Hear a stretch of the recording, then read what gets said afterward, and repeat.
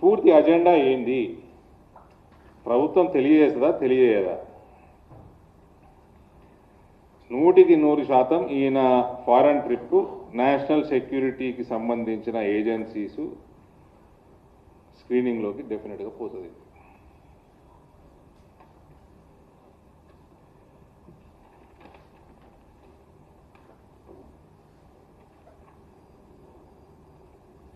So మా demand, ఈయన ప్రతి మీటింగ్ యొక్క అజెండా తెలంగాణ ప్రజలకి తెలియజేయాల్సిన బాధ్యత తెలంగాణ ప్రభుత్వం వాళ్ళకి బాధ్యత ఉంది, ప్రతి ఒక్కరికి తెలియాలి. మళ్ళీ నిన్ననే అనుకుంటా సుప్రీంకోర్టుకి అమికస్ క్యూరీ రిపోర్ట్ ఇచ్చింది. సీనియర్ అడ్వకేట్ విజయ్ అన్సారియా గారు అమికస్ క్యూరీ రిపోర్ట్ ఇవ్వడం జరిగింది. అది మీడియాలో కూడా వచ్చింది. అందులో రిపోర్ట్లో అందరు ముఖ్యమంత్రులలో మన ముఖ్యమంత్రి గారు టాప్లో ఉన్నారు. కేసెస్ ఉన్న దాంట్లో, క్రిమినల్ కేసెస్ ఉన్న దాంట్లో ఆయన ఎట్లా స్కూల్లో టాప్ రాలే, ఇప్పుడైనా టాప్ వస్తున్నాం. 89 కేసులు.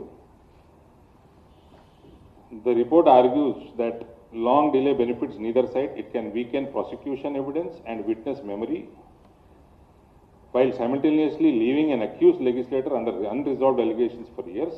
If it therefore frames speedy adjudication as important both to fair trial rights and democratic credibility. Day-to-day hearings, MP, MLA cases pending for more than 3 years should be tried on a day-to-day basis under section 346 BNSS corresponding to section 309 CRPC. ఈ రెండు important పాయింట్లు పెట్టినా అంటే ఈయన vote for note case కూడా day-to-day హియరింగ్కి వస్తుంది.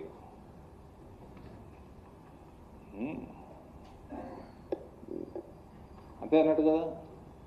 మా అందరికి చాలా సంతోషం. రేవంత్కి సంతోషం ఉండకపోవచ్చు కానీ మా సొంటోళ్ళకి అన్ని దొంగ కేసులు పెట్టి కేసీఆర్ ఉన్నప్పుడు మా మీద అందులో సగం కొట్టేసినాయి కోర్టులు, ఇంకోటి దగ్గర కొట్టేస్తారు కూడా. డే-టు-డే పెట్టేస్తే తొందరగా పిడవుతుంది. మేము సంచులు మోసిన వాళ్ళం కాదు, పైసలు కట్టలు తీసి టేబుల్ మీద పెట్టిన వాళ్ళం కాదు. మాకు డే-టు-డే ఉంటే తొందరగా అవుతుంది. మా నామినేషన్ పత్రం 2029 క్లీన్ ఉంటుంది, ఒక్క కేసు లేదు.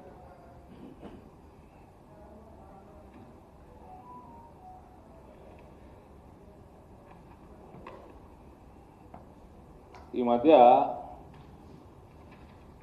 కొన్ని విషయాలు తెలుస్తూ ఉన్నాయి. నేను రాజకీయాలని గత 2.5-3 దశాబ్దాల నుంచి బాగా దగ్గర నుంచి చూసినా అని చెప్తా ఉన్నా. బ్యూరోక్రాట్స్కి స్పెషల్లీ ఐపీఎస్లు కావచ్చు, ఐఏఎస్లు కూడా కావచ్చు, ప్రత్యేకంగా ఐపీఎస్లకి దయచేసి రాజకీయ నాయకుల వలలో పడకండి.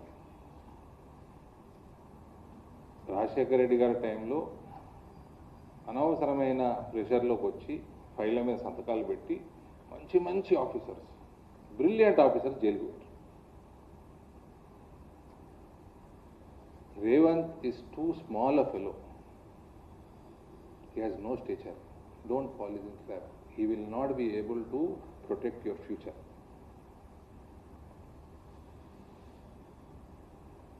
ఏదో మా వెనకాల టీములు పెడతాము, నన్ను ఫాలో చేస్తాము, నేనే కూర్చోబెట్టుకుంటాను నా కార్లో.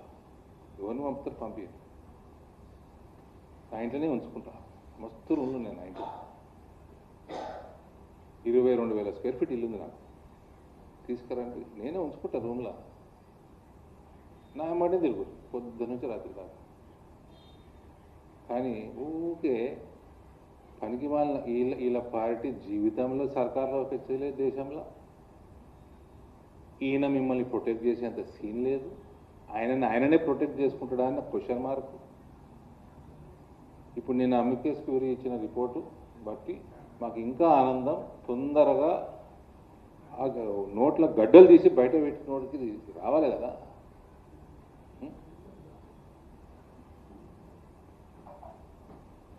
So my advice, subtle advice, kindly refrain from politics. Please do your duty. Don't fall in immature political hands. More so Revan's hands. పొట్టోడు సైజే పొట్టోడు కాదు, పొలిటికల్ కూడా పొట్టోడే. ఇంకోటి నాకు చాలామంది సలహాలు ఇస్తున్నారు, పొట్టోడు అనొద్దని. నేను ఉట్టిగానే అందెవరిని నేను ఉట్టిగానే చాలామంది ఉన్నారు, ఈయన క్యాబినెట్లో మొత్తం మంది ఉన్నారు. అన్నా కేసీఆర్ టైంలో కూడా ఆయన కుటుంబాన్ని అన్నాం, కానీ క్యాబినెట్లో అన్నామా? ఎవరైనా ఎమ్మెల్యేలను అన్నామా? ఎవరైనా ఎంపీలను అన్నామా? ఎవరైనా సీనియర్ లీడర్లను అన్నామా? మాజీ వాళ్ళని అమ్మినా? ఎవరికి ఏ భాష అర్థమవుతుందో, ఎవడు ఏ భాష మాట్లాడతాడో ఆ భాషలో మాకు రిప్లై ఇస్తారు. మేము మహాత్మా గాంధీని యాదగారు ఒక చెంపశైలం అంటే ఇంకో చెంపశైలం పెట్టి దొడపంతా అలవాడు. ఓటు తెస్తాడు. ఇప్పుడు అంతటి గిట్టుబాటు ధర తెచ్చిన నీకు గుండెంది అనుకున్నాగా, నువ్వు రైతులందరూ గుడ్డు కొడతావని మేము అనుకోలేదు. ఇప్పటి గుండుకు బుద్ధి చెప్పాల్సిన బాధ్యత ఉన్నది. ఆయన అంటాడు నాకున్నది గుండు, నేను రాసిచ్చింది బాండు అని. మీరు ఎవరిని గెలిపించిందా? నాకున్నది గుండు, నేను రాసింది బాండు అంటాడు ఆయన. పసుపు బోటు తెస్తా అని బాండు రాసిచ్చిండు. ఒక గుండు ఆయన మీకు బాండు పేపర్ రాసిచ్చాడు. ఈ గుండును పార్లమెంటుకు మీరు పంపించారు. ఇప్పుడు మళ్ళా గుండును గెలిపించండి, నేను మీకు పసుపు బోటు ఇస్తా అంటున్నాడు. దమాకలేనోడికి ఆ క్యాంపెయినింగ్కి వచ్చినప్పుడు కూడా 2024 ఎలక్షన్ గంతపూర్తో తెలియదు. చదువు రాదు పేపర్. అప్పటికి బోర్డు వచ్చింది, అప్పటికి అన్నీ వచ్చేసినాయి. ప్రధానమంత్రి వచ్చిండు, డిక్లేర్ చేసిండు, బోర్డు ఫామ్ అయింది. వచ్చి బోర్డు రాలి మళ్ళీ తీస్తా, మళ్ళీ గెలిపిరు అంటుంది. అప్పటికి వచ్చేసింది. ఊకే సలహాలు ఇవ్వద్దు. పుట్టోడే చదువు రానోడే. మీకు లాస్ట్ టైం చెప్పిపోయినా, ఎవరైనా నన్ను తెలంగాణ సముద్రం ఒడ్డుకు తీసుకపోండి, 3 దిక్కులు సముద్రం అన్నాడు. ఎవరైనా తీసుకపోరు రాను ప్లీజ్. ఊకే అటు దుబాయ్ ఎందుకు వాళ్ళే ఊకే సముద్రం చూడనీకే. తెలంగాణలో ఉంటే 50 కిలోమీటర్లు దాటితే ఇక్కడికి వెళ్ళి తెలంగాణ బార్డర్ సముద్రం ఉన్నది, తీసుకుపోతారు ఎవరన్నా. ఈయన మళ్ళా నన్ను ఓడగొట్టాలని తిరిగిండు. జీవన్ రెడ్డి గారు ఎవరైతే ఉన్నారో కాంగ్రెస్ అభ్యర్థి నిజామాబాద్ పార్లమెంట్లో, ఆయన జీవితాన్ని నాశనం చేసినోడు ఈయన. ఆయన జీవితాన్ని నాశనం చేసిండు. If he would have contested Karimnagar like he wish to do,